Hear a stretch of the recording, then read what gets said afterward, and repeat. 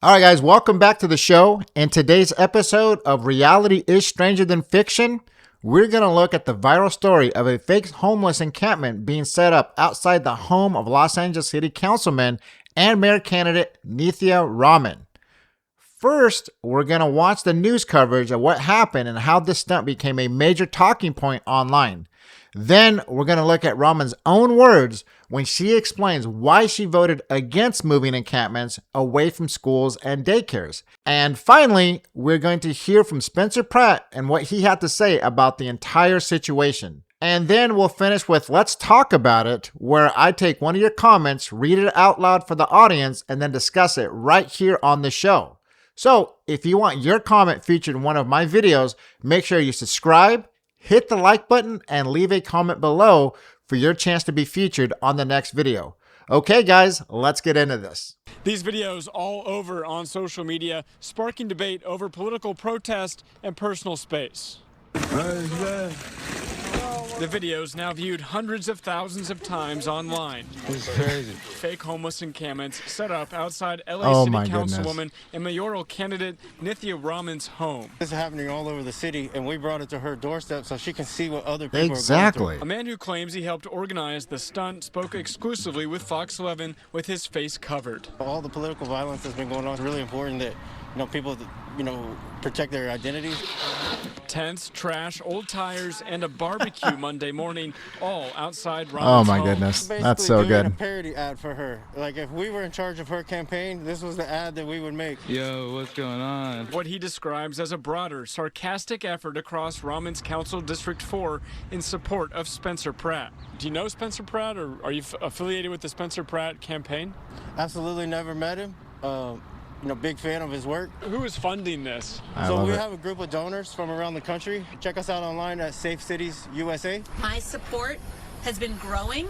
At a press conference Thursday, really? Raman discussed a new UC Berkeley poll showing her in second place in the mayor's race, but did not address the video. All right, so there we go, guys. That's what's going on. There was a staged homeless encampment next to Nithya Raman's home, and she absolutely freaked out. She couldn't believe that there was homeless people outside her house. Think about that for a minute. This is the same woman who voted against moving encampments 500 feet away from schools, daycares, right? But now it's at her front door, and all of a sudden it's a big issue. The hypocrisy is it's at an all-time high. So anyways, let's see what she actually had to say. She went on to this podcast, Adam Conover, and this is what she had to say about the situation. I'm wondering if you support 4118 around schools and daycares. Well, I already voted against it, Oh. because it doesn't work. I mean, it's like, I don't think a kid's going to be safer because a tent is 500 feet away from a school, It's like, it just doesn't. Come on. Woke up this morning to a sound of commotion outside of my window, and I looked out the window and I realized that there were people setting up what was, I think, a fake encampment, like a homeless encampment outside of my house. Multiple people gathered there filming it to make shooting something with cameras and things like that outside of my house. I have two little kids. Yeah. They didn't see it, luckily, this morning. But, thank God. I feel badly that I'm even subjecting them to that at all.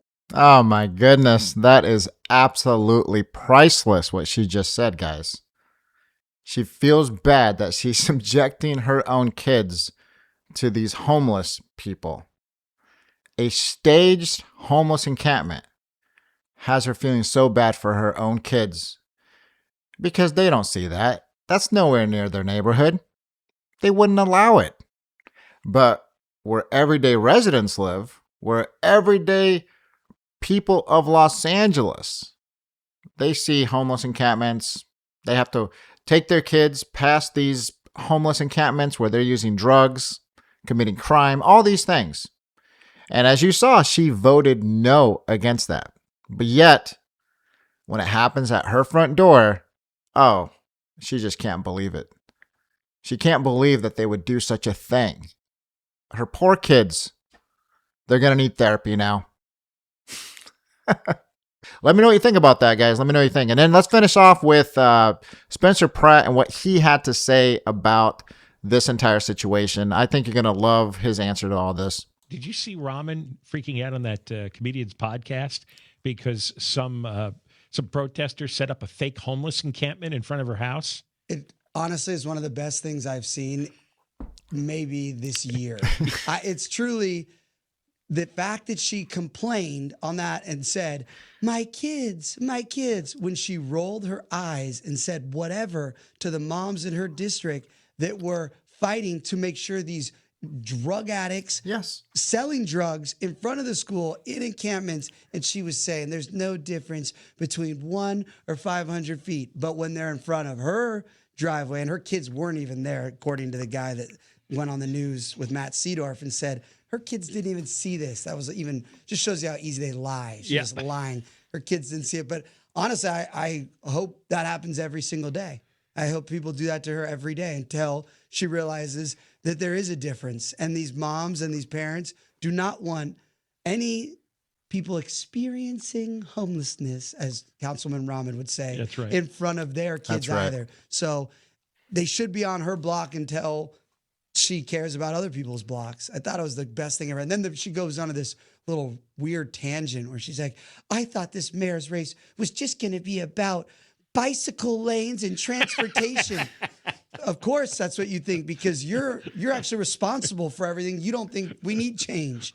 You just thought, oh, now I can make bike lanes because I've been responsible for the drug addicts on everyone's streets for the last 3+ years. How could she possibly be that out of touch? Oh, that's such a good question. How is she this out of touch? You think Los Angeles needs to focus on bike lanes? You got the city with one of the most all the homeless, like so much homeless in Los Angeles, and you think that bike lanes is what we need? Come on, man. Come on. What do you guys think about that? You know what I'm saying? And then she thinks that it's getting out of control with some of the campaigning. What's going on? Like, really? Really, after what your party has done, this is too much?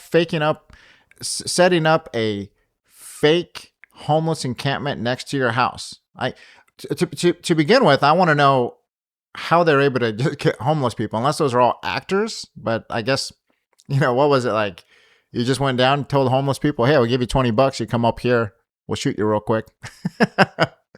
I don't know. I think it's I think it's pretty comical. I think that Spencer Pratt hit it on the head.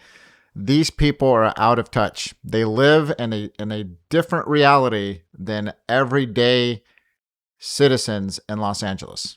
And from what it looks like, people are fed up. They are sick and tired of this behavior. I hope that's the case. If you're from Los Angeles and you're watching this right now, let me know in the comments who you're going to vote for. If you're going to vote for Spencer Pratt or Karen Bass or Raman, which mind blown on that one.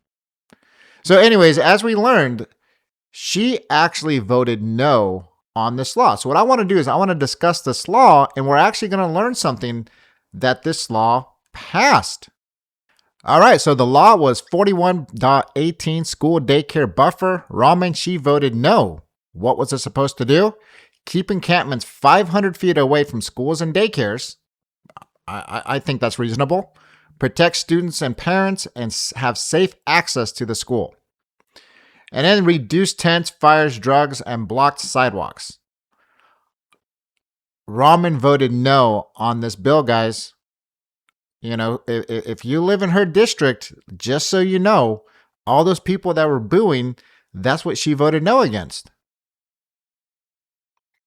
Like, stop falling for the lies. This was it could have easily been vote yes, but no, she votes no. But still, the law passed 11-3, right? Even though the law passed, critics say it hasn't been fully implemented. Enforcement stalled under Mayor Karen Bass. LAPD staffing shortages cited as a major obstacle. So if you think about it, these laws do get passed, but they don't have the resources to fully enact those laws. It's like they allow people to vote for something that they want, but then they don't actually implement the new law. Then they say, oh, we don't have enough money, we don't have enough resource, we don't have enough police, we don't have anything, so we're just going to let it happen. This is the system that you guys are living under, and I hope you are ready to change this system. Try something new, right? I keep hearing, oh, Spencer Pratt, he's just a guy from Hollywood, he has no experience. Well, look at the experience that you're having right now. One votes no on common sense, and the other one, even though that law passed, has yet to implement this law.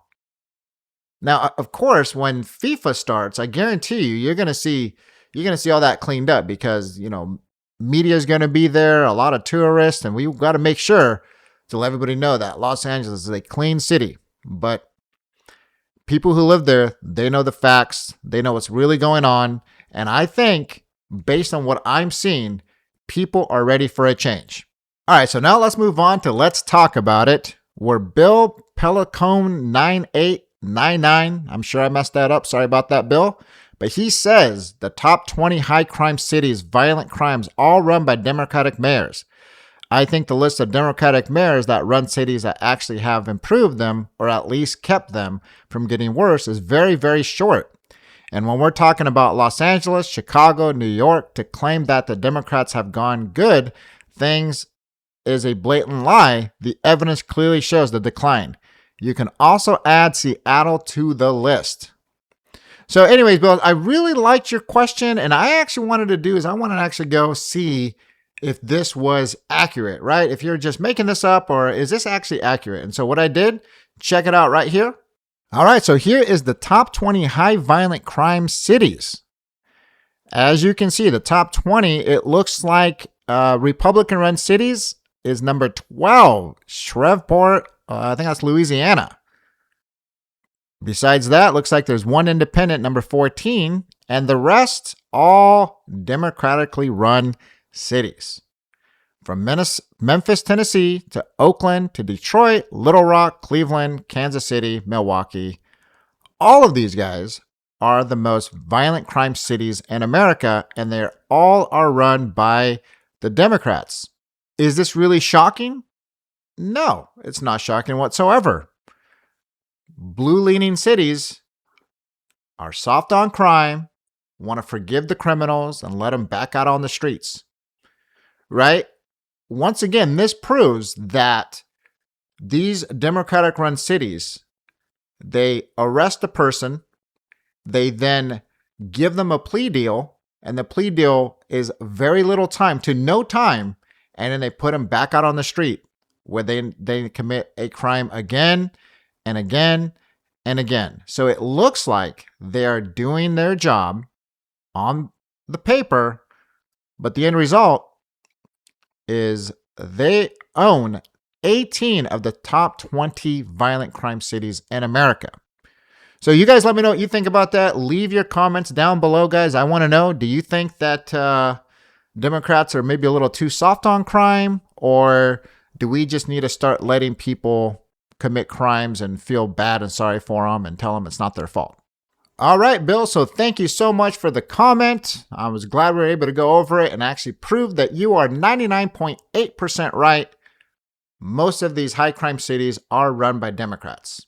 Now, if you're still here at the end of the video, guys, don't forget, if you want to have your comment featured on my next video, subscribe to the channel, like this video, and then leave yourself a comment where I may read it online and we will have a full discussion about what you have to say. Thanks again, guys. And as always, we'll see you on the next video. For the family ties in this land of the brave beneath open skies, we stand for freedom.